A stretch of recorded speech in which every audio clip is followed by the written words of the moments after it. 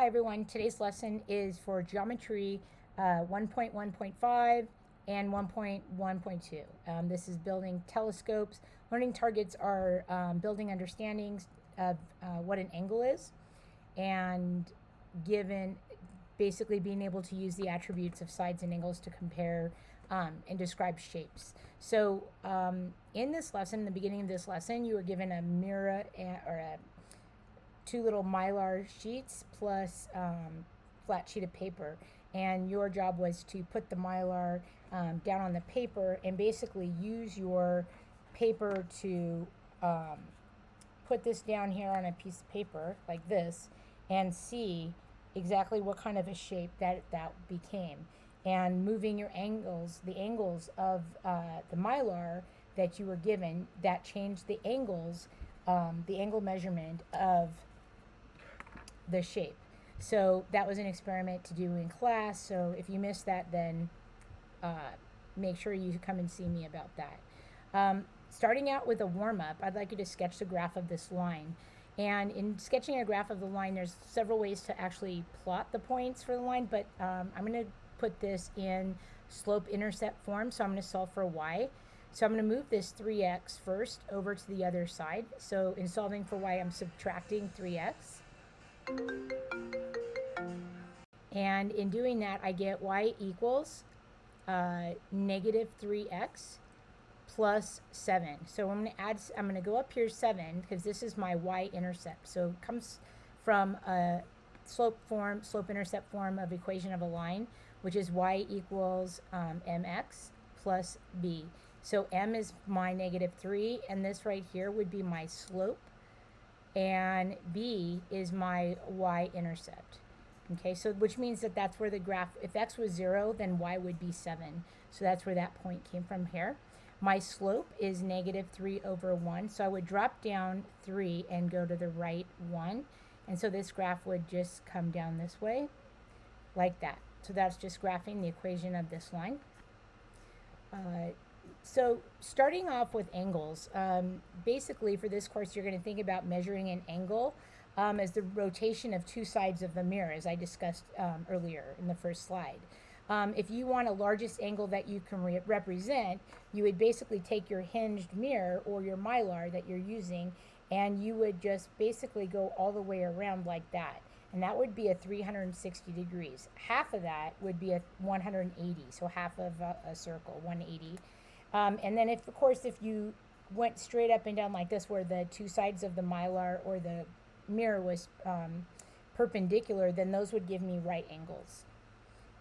So that would be how we represent a right angle. In the right corner here, it looks like this, where it's just a right angle like this. And then you would show this by a little square like that.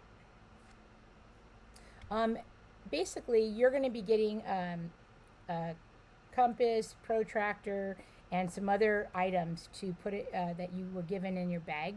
One of the things that you were given is a compass, and basically when you're graphing or you're trying to figure out what the angle is for the measure of the angle for your compass, you need to make sure that the graph is starting at the right spot.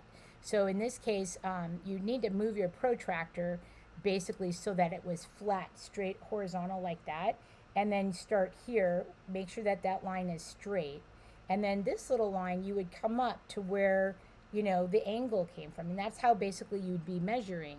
Of course, with a regular protractor, you're not going to have this little line that goes like that, and there's many different protractors, but this is just one way. This looks like it's about 55-ish degrees, so that's how you would measure that with a protractor. Just a note, if the angle is less than 90, we do call that an acute angle. And this angle here looks like it's larger than 90, and we would need to measure that as well, but that would be called an obtuse angle. So we were talking about acute angles, we're talking about obtuse angles, and just basically how to measure using your protractor. Again, types of angles. We have the acute angle, which is less than 90 right here. We have the right angle, that is any angle that is exactly 90 degrees. It's right here. You have the obtuse angle, which is more than 90. You have a straight angle, which is right here, and that is a straight angle that just goes from this side little point here, basically is opening that circle, that those mirrors up to make 180 degrees.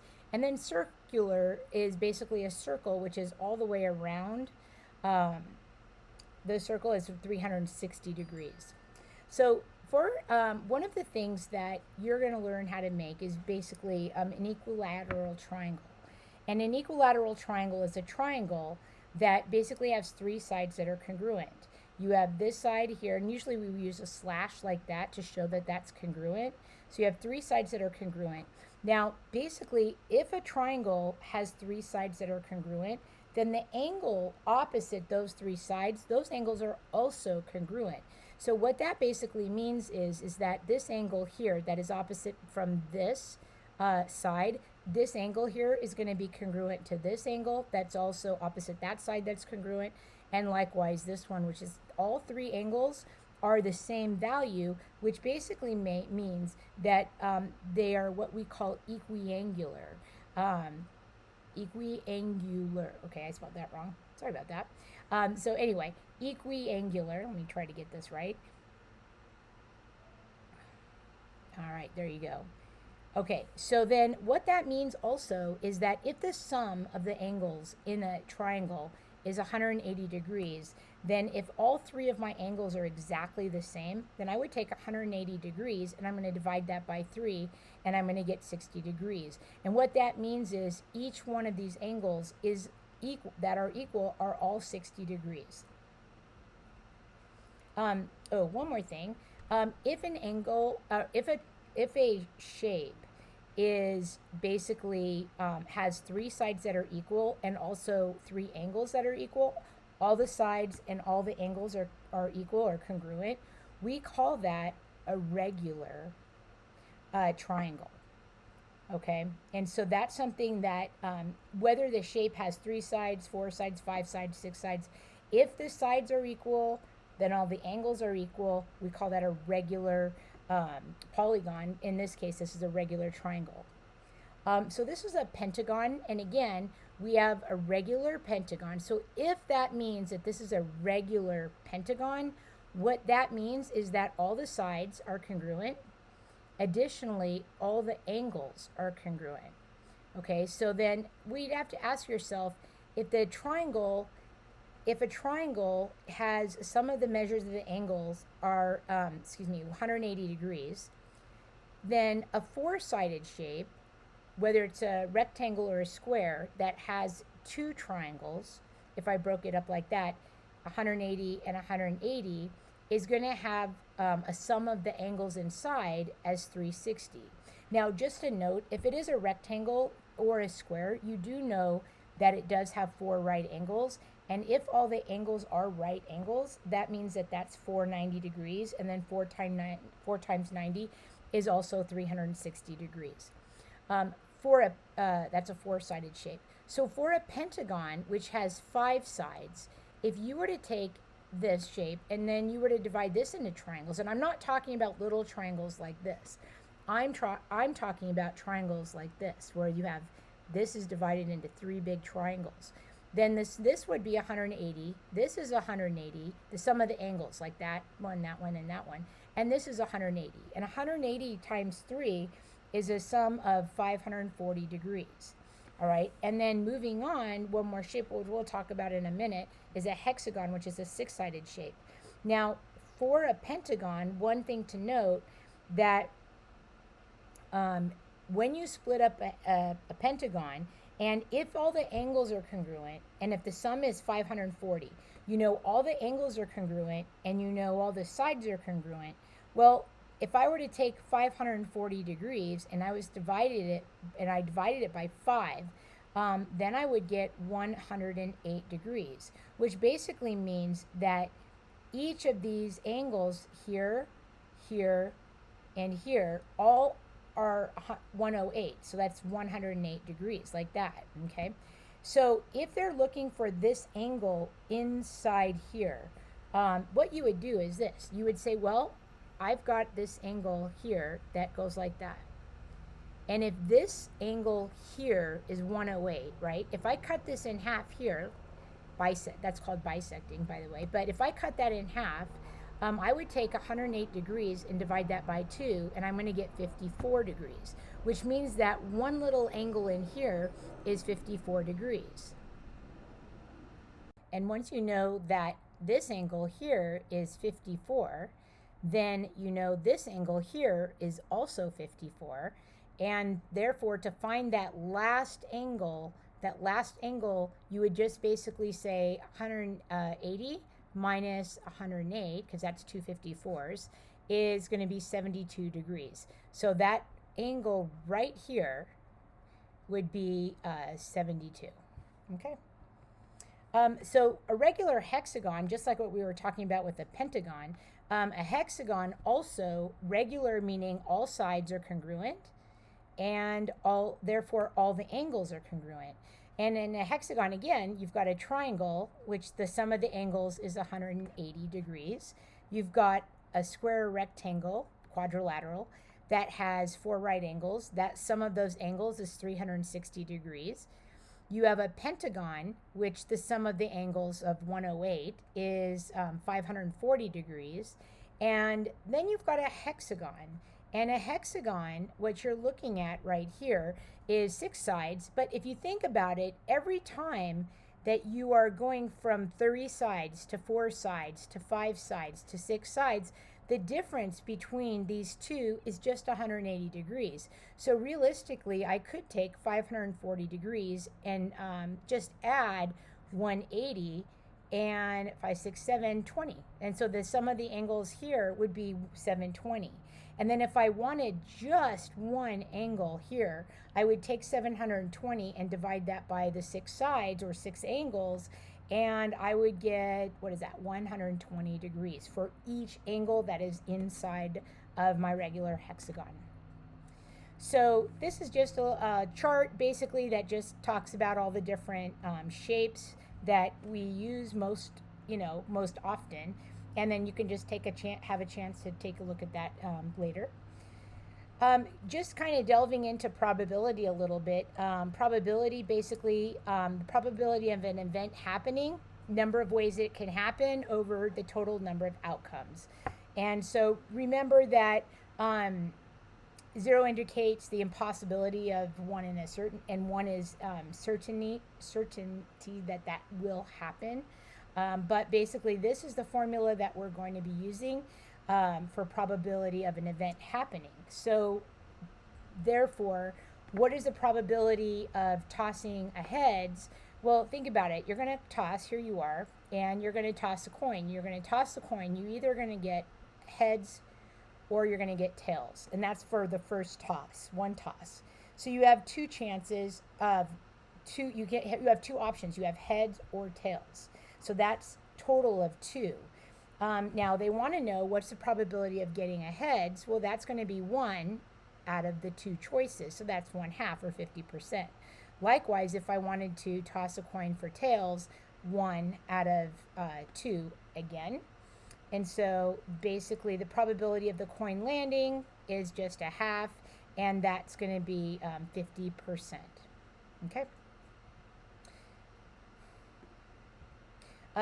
If I have a die being rolling the dice, so if you roll a dice and so let's say you roll the dice, and what happens is there's 6 possible outcomes. Okay, every time you do this, you're going to get a different answer. Well, 1 out of 6 times, right? So if I have the probability of an event happening over the total possibilities is going to be like this to get a 1. The probability of getting a 1 is going to be 1 out of 6 options.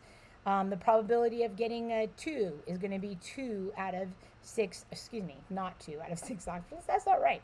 It's still 1 out of 6 options. So every time I toss the coin, I roll the coin, I have an option of getting 1 out of 6 options. Now, keep in mind that there are other questions that you can ask. For example, what is the probability of getting an even number? Well, that's going to be a 2, a 4, or a 6. So 2, 4, 6. So that's 3 out of 6, which is basically 1/2.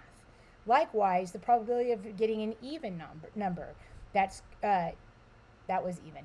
Probability of getting an odd number is 1, 3, and 5. So that's also 3 out of 6 options. So that's a half. So let's say I have a deck of cards. And having a deck of cards, like what's the probability of getting a king from a standard deck? Standard deck meaning no jokers, and 52 cards. So if I have total options are 52, then getting a king, that's going to be, I have 4 kings to choose from. So that's 4. So you have 4 kings. So that's 4 out of 52, which is 1 out of 13 if I was going to reduce that. Okay. Probability of choosing a jack or a queen.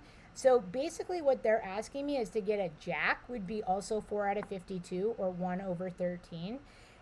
Or a queen also, or is going to be 1 out of 13. So the probability of getting a jack or a queen would be 2 out of 13. Just a note, if we're using the word or, we're adding. If we use the word and, instead of saying this is the probability of choosing a jack and a queen, then you're actually multiplying and not adding. So what we're going to delve into right now is basically reflections, and this is part of 1.2.1 for CPM geometry. And so let's get started with the reflections. Make sure you try to answer these questions right here. How do I see it? Can I verify my answer? How would I describe it? Those are the questions that should be kind of spiraling in your head right now. So for building these boxes, you have these nets and whatnot in your online textbook. What they're asking here is, what would I get for each of these problems? So if you could pause the video for a second and try to see what would happen if I kind of closed up these sides, folded all these up, and these are called nets, 3D nets. If you click on this link in your textbook, that's going to open up this, and you can actually cut them out and do this. So all right, so I'm going to assume that you came back, and the question was which one? The question was which one would be completely like into a box or a cube, or which one would not be a complete box. And basically, B and D would make a box or a cube with a lid, but A and C, so this one and this one, would make a box but would not have a lid. Okay. For 148, have you ever noticed what happens when you look in a mirror? Again, basically what they're asking you to do is to take your mirror, your Mylar, and put your words right here and basically reflect them across. So we're asking you what would happen if I did this. So I'd take a minute, again, pause your video, and try all 3 of these words and see what you would get. And okay, coming back, I assume that you did that. And this is what you would get, these 3. You would get something that looks like this, this, and this. And just notice that a reflecting here is basically flipping it, right? Okay. So we're continuing to talk about transformations. And there's a lot of different kinds of transformations. There's reflections, there's translations, there's dilations, there's rotations. There's all different kinds. So what I'm asking you here is, what do you see? What kind of a transformation is this? And this one right here is a reflection. This one also, again, is a reflection. Okay, both of these are reflections. This one, what do you think this one is? Now, this one's a little bit tricky, this one and this one.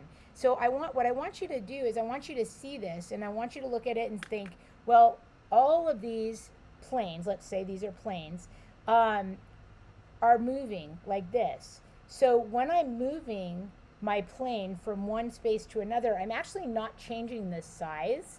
I'm just moving that along. So that's actually called a translation, okay? So this one right here, again, you can use your hand, and then if you actually take something like this and then you turn it, what that is actually what's called a rotation, okay? And this one is a little bit tricky because we start off with a maybe a large triangle, or we start off with a small triangle, and it gets progressively bigger. And so this one right here and this one here, as well as this picture here, are all what we call dilations. Now, in your textbook, going back to your textbook, you guys will see this question. And basically, they're asking you to look at this flag right here. And what do you think this would look like if I took the flag that looks like this and I rotated it around the pole? And I just went all the way around like that. So they're asking you, what would happen if you did that?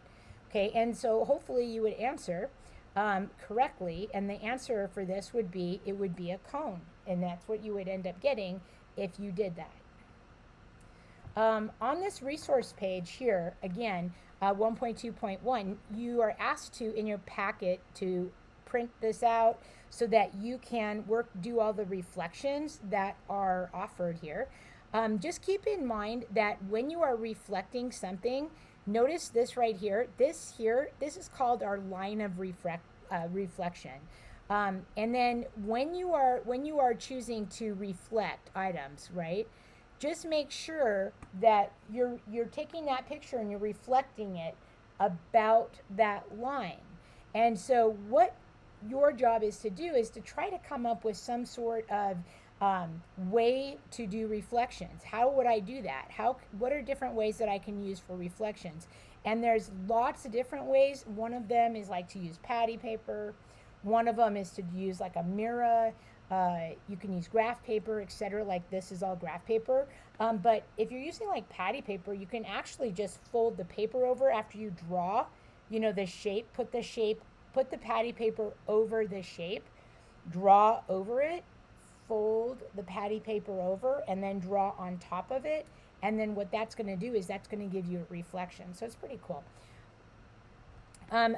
One of these, which ones of these are reflections? So basically, we're looking at these. Which one looks like I could flip it over like that? So basically, if you chose 1, and not this one, not 3, because they got the gal standing like this, and then she reflects over that line, her hand should be down. So this would be a definite no. That's not a reflection. That's a translation, moving. This right here, that kind of looks like a rotation, doesn't it? But reflections would be 1 and 4. Now, this right here is you coming up with some sort of rule so that you would know what a reflection was. And then this is asking for a reflection across the y equals x axis. So first I'm going to draw the parabola. We've got y equals x squared plus 3. And what you basically should know is that that's my y-intercept right here. And this is a parabola that's going to look up like this. Now, the exact points, which is what I want for this, is, so I'm going to plot these. Those are the points that I'm going to reflect. So I need some actual point values. So I'm going to put for x that I'm going to get y. So for x, these are the values that they asked me to use. So let's see, I already have, I don't want to plug in, I guess I could plug in -3. So if I plug in -3, in here, -3, I would go -3 quantity squared, add 3. So that's going to be what? 9 plus 3, which is 12. So one of my points is -3, 12. So here's -3, here's 12. If I plugged in -2, I would get -2 squared, add 3. So that's going to be 4 plus 3, which is 7. So then another point would be -2, 7. So we have -2, and looks like 7 would be about here. Let's do some on the positive side. Let's try for 2 on the positive side.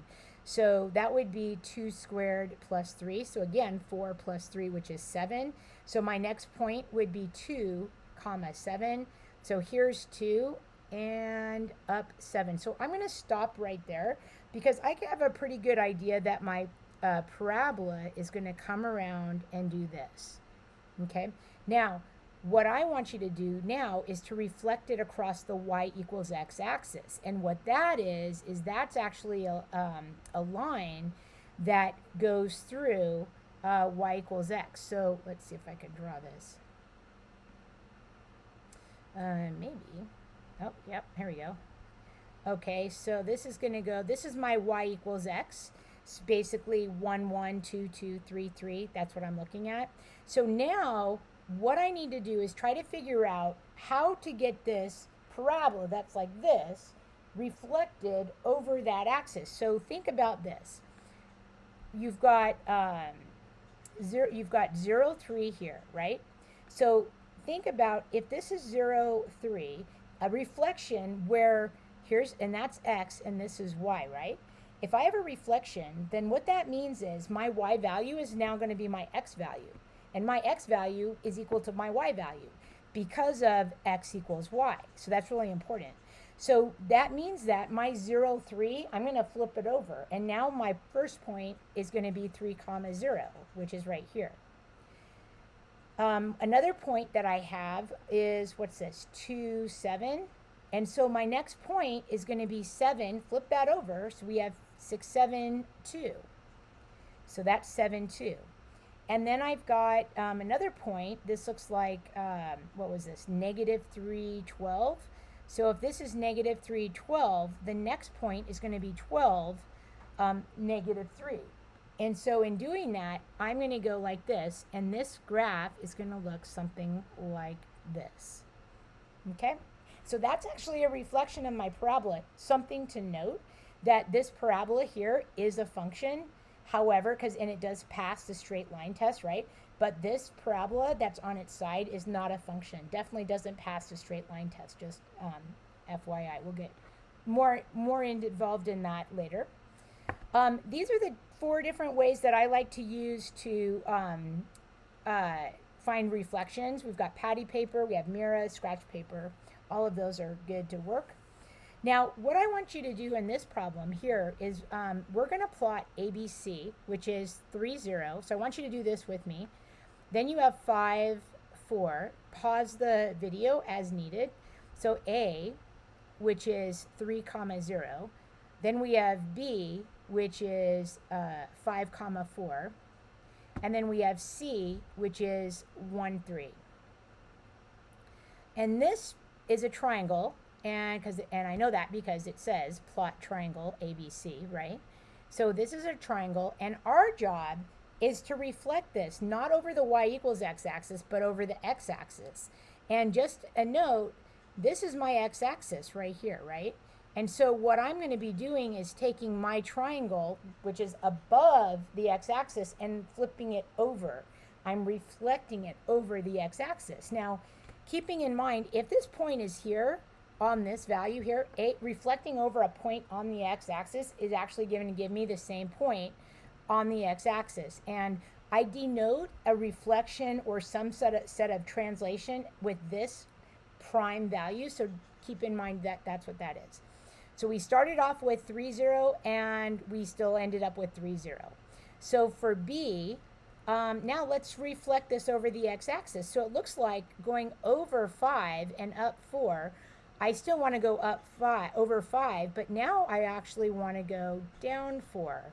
So this is my new B. That was A prime, and this is B prime. So that's going to be 5, negative 4. And so for B, I've got 5, negative 4. Okay? Now for C, which is this value, I went over 1 and up 3. So I'm going to go over 1 and down 3. So this is my C prime. And that point is going to be 1, negative 3. So I have a new picture, right here. And this is a reflection over my x-axis, which is this value right here. Let me try to highlight that a little bit so you can actually see this right here. See, this is my x-axis, and I'm reflecting over that. And now I want you to just take a look at my equations, because in doing that, or my points, because I want you to see the difference, and I want you to come up with a rule for reflecting over the x-axis. So if I start with a point x, y, and I reflect over the x-axis, okay, what is that going to do to my point, my prime point? What is that going to do? My image that I've moved over. Okay, so what that is going to do for this is, if you look at it, you've got 5, 4, and now you have 5, negative 4. You have 1, 3, and then you have 1, negative 3. So it looks like this y value is changing to its opposite, doesn't it? Now we know that 0 is neither positive nor negative, so if this was to have an opposite, we wouldn't be reflected because we can't see it. But so the actual rule here would be x comma and then the opposite of y, and that's the rule for reflecting over the x-axis. Now, if I want to reflect over the y-axis, I'm gonna plot this all over again. I'm gonna get 3, 0, and that's my A. I'm gonna get 5, 4 here. That's my B, which is 5, 4, and then C, which is 1, 3. So here's C, which is 1, 3. All right, and then we have 3, 0. And I want to take my triangle, this triangle, and I want to reflect it over not the x-axis, but I want you to reflect it over now the y-axis, which is this right here. So in reflecting over the y-axis, let's see what happens, and let's try to come up with a rule, okay? So you're welcome to pause the graph or the video and try to do this yourself. So, okay, coming back, we are going to have this one here, which is 1, 3. This is going to be negative 1, 3, right?